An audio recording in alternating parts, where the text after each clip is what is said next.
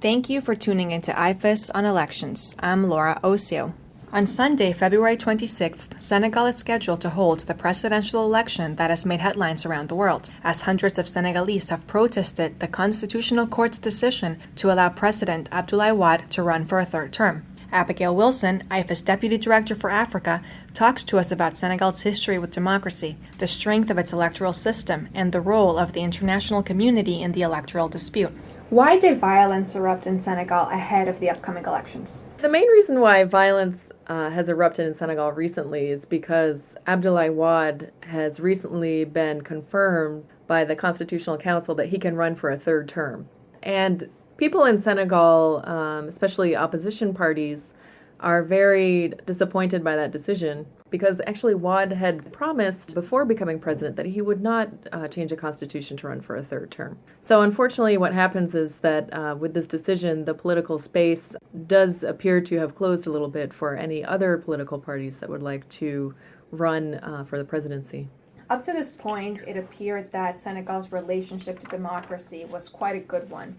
Could you please give us a brief history of Senegals Democracy and its progress? This is the 10th presidential election in Senegal. And in terms of the actual logistics and operations of the election and whether they were seen as free and fair, Senegal actually has a lot of experience with running very good elections. So because they are so strong in this realm, they actually do receive a minimal amount of external international assistance for their elections.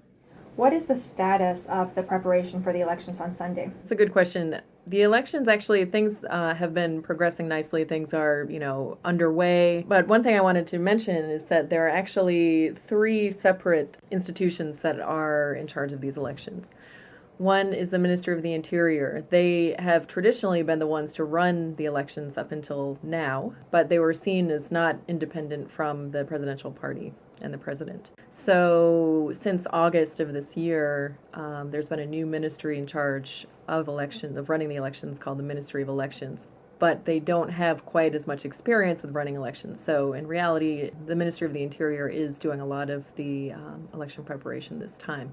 And then lastly, there is the Autonomous National Electoral Commission. And they are an independent body that's not a government ministry, and their role is to oversee and supervise the election and make sure that everything goes okay and report back to the executive branch if anything goes wrong.